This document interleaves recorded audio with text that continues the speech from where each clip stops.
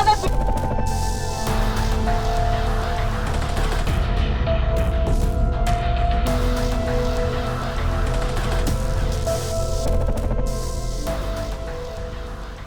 मेरे साथ हमारा राजस्व मंत्री श्री सुरेश पुजारी जी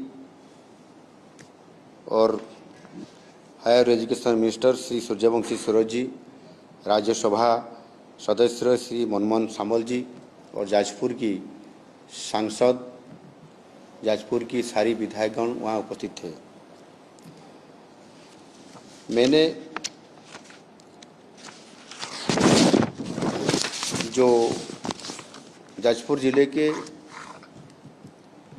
दशरथपुर ब्लॉक मैंने गया था मेरे टीम के साथ, और उसमें से रामचंद्रपुर एक गांव है जहां कट ऑफ हुआ था। मैं ओड्राफ टीम के साथ वहां पहुंच गया। वहां का स्थिति और सारी व्यवस्था सरकार की तरफ से कैसे किया जा रहा है और उसको रिलीफ सामग्री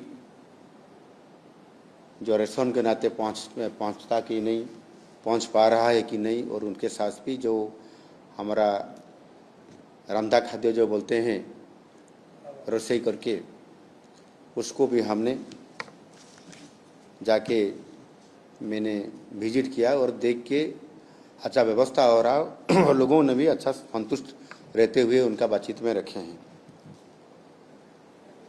जाजपुर जिले में कुल इसमें से 10 ब्लॉक है जो अफेक्टेड ब्लॉक है और 270 गांव और एक शहरी क्षेत्र भी है जो अफेक्टेड इलाका है। इसमें से भी हमने 2 लाख से ज़्यादा अधिक लोगों को भी हम इवैक्यूएट किए थे और कुल मिला के 77,680 लोगों का सुरक्षित स्थान पर भी उनको लिया गया था और 291 रिलीफ कैंप भी वहाँ खोला गया है। और इसके साथ भद्रक जिला का भी 4 ब्लॉक का अफेक्टेड है, 134 गांव और एक शहरी क्षेत्रों के भी वो अफेक्टेड हुए थे। इसमें से 1,96,240 लोग बाढ़ के कारण से पूरी तरह से और भी कुछ आंशिक अफेक्टेड भी हो चुके हैं। मैंने भद्रक जिला का जो तिहिड़ी ब्लॉक है, तिहिड़ी ब्लॉक का श्यामसुंदरपुर ग्राम पंचायत की एक ईश्वरपुर गांव गया था। वहाँ एक आश्रय स्थल बनाया गया उनका स्कूल को दापा नाकानी बोल के हुई एक हाई स्कूल में वहाँ स्थित आश्रय स्थल जाकर बाढ़ पीड़ितों की सुख सुविधाओं का भी उनके ऊपर चर्चा आलोचना की है। और उसी 2 जिला के साथ साथ और भी 4 जिला जैसे बालेश्वर, मयूरभंज, केंदुझर और केंद्रापड़ा, इसी डायरेक्ट अफेक्टेड 6 जिला से अधिक भी है। 6 जिला का अभी भी परिस्थिति, किसी जिले में 3 बार बाढ़ आ गया और किसी जिला में 5 बार आ गया। जैसे बालेश्वर, भद्रक वो तो 5 बार आ चुका है। अभी भी परिस्थिति गंभीर भी है। वहाँ रेस्क्यू ऑपरेशन के लिए हमने टोटली 39 ओड्राफ टीम, 7 एनडीआरएफ और 51 फायर सर्विस दल को हमने संपूर्ण रूप से नियोजित किया है। और इसी आधार पर हमने 2-3 टाइम में भी हमने बारी बारी में करते हुए अब तक 136 करोड़ रुपया सहायता की प्रदान भी कर चुके हैं और अगले दिन में भी स्थिति अब तक गंभीर भी है। लेकिन सरजमीन तदंत करने के बाद और जैसे भी कुछ रिपोर्ट हमको मिला है, इसी आधार पर हमने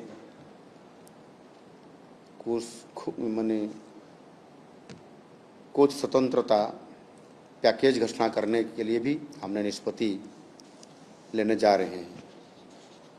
बारिश के बारे में मैं बोल सकता हूं, जून, जुलाई, अगस्त इन 3 महीनों में हमारा एवरेज से भी बहुत ज़्यादा बारिश हुआ और 1100 मिलीमीटर से भी अधिक बारिश इस बार उसी इलाका में जो नॉर्थ उड़ीसा और कोस्टल के मिलाते हुए उसी नॉर्थ उड़ीसा में बहुत ज़्यादा बारिश हुआ। ऐसे बारिश कभी 25 सालों में नहीं हुआ था और निश्चित रूप से लोगों ने जैसे उनका खेतीबाड़ी काम करने के लिए जितना भी वो मन टूटता है, फिर मन बना के फिर करने के लिए वो जो निकल पड़ते हैं, फिर एक बाढ़ आ जाता है। इसी आधार पर निश्चित रूप से उनको साहस देने के लिए सरकार उनके साथ खड़ी है और इसी आधार पर हमने भी कैसे उनका पीने के लिए पानी, रास्ता को मरम्मती करने के लिए, बिजली कैसे पहुंचाने के लिए, रेशन कैसे पहुंच जाए, वो सब को देखते हुए हमने वो बार बार जो बाढ़ आ रहा है, इसी आधार पर हमने आज एक स्वतंत्रता देने के लिए 10 सूत्री की एक विशेष पैकेज हमने घोषणा की है। इसके लिए 1000 करोड़ हमने बंदोबस्त भी किए हैं। बाढ़ प्रभावित किसानों को कृषि इनपुट सब्सिडी के राहत के रूप में सरकार की ओर से सहायता प्रदान की जाएगी। इसमें 33% या सबसे अधिक फसल का नुकसान सहित 2 हेक्टेयर तक गैर संचित क्षेत्रों में नॉन इरिगेटेड 8,500 रुपया, सिंचित यानी इरिगेटेड क्षेत्रों में प्रति हेक्टर 17,000 रुपया और सभी प्रकार की बारहमासी फसलों के लिए प्रति हेक्टर 22,500 रुपया कृषि इनपुट सब्सिडी इसी क्षेत्रों में और किसानों को, क्षतिग्रस्त लोगों को दिया जाएगा। पीड़ित किसानों को विभिन्न प्रकार धान और गैर धान जैसे उड़द बीज खरीदने के लिए डीबीटी के माध्यम से वित्तीय सहायता दिया जाएगी। सरकार की ओर से सरकारी और निजी प्रणालियों के माध्यम से आवश्यक बीज किसानों के खरीदने के लिए भी उपलब्ध कराया जाएगा। पीड़ित किसानों को मुफ्त में सब्जी मिनी किट प्रदान किए जाएंगे। बाढ़ के बाद भी बीमारी और कीट प्रबंधन के लिए पीड़ित किसानों को भी 75% सब्सिडी दिया जाएगी। क्षतिग्रस्त उठा सिंचाई पॉइंट को युद्धकालीन स्तर पर और भी उनसे साथ साथ जो इरिगेशन पॉइंट है, जहां डैम है, चेक डैम है, कहीं ना कहीं जहाँ नुकसान हुआ उसके ऊपर के लिए भी आर्थिक सहायता प्रदान किया जाएगा और तुरंत रिपेयरिंग और उसको अप टू डेट किया जाएगा।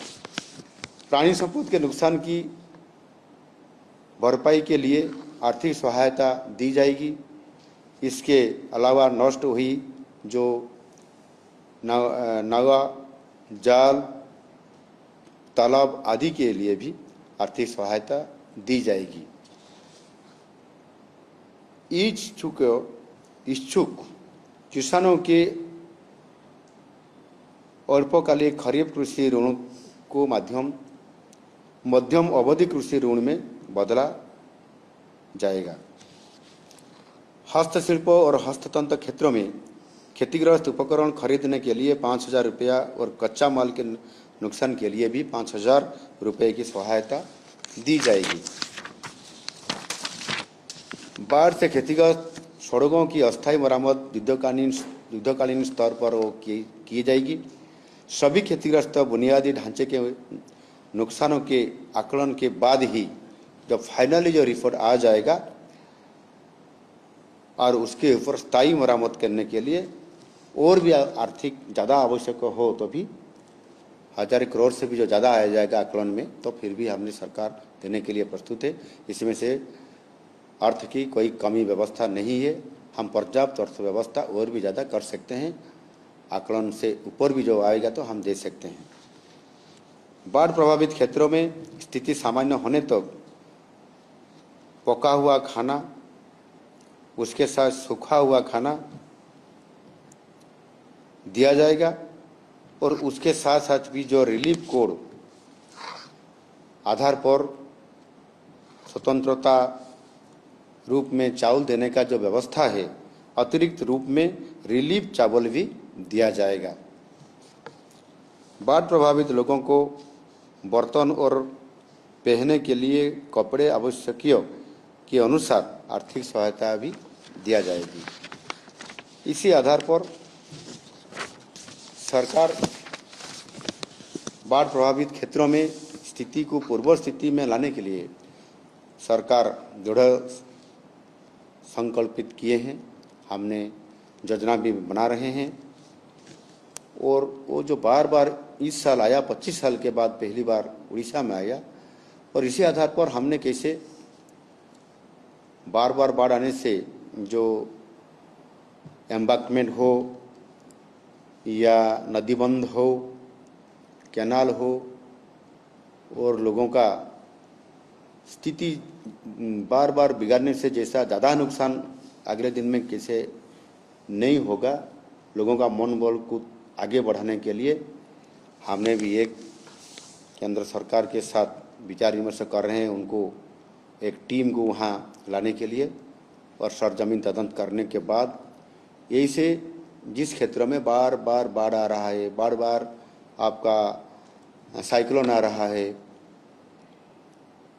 इसी आधार से कैसे परमानेंट स्ट्रक्चर और लोगों का परमानेंट और ज़्यादा से ज़्यादा कैसे स्ट्रक्चर होगा, खेती ज़्यादा ना पहुंचाएगा, इसी आधार पर हमने एक टीम को आने के लिए सेंटर को रिक्वेस्ट करने के लिए सोच रहे हैं। अगले दिन में निश्चित रूप से एक टीम हम लाएंगे और उसके साथ हमने जो धनराशि 1000 करोड़ रुपया का पैकेज शुरुआती आकलन के अनुसार हमने घोषित जो कर चुके हैं, अगले दिन में भी फिर बाढ़ आने वाला हो सकता है या आपका साइक्लोन भी आ सकता है। वो तो हमारा अक्टूबर एंडिंग तक वो आता ही है उड़ीसा में। इसी आधार पर हम सारी प्रस्तुत कर चुके हैं।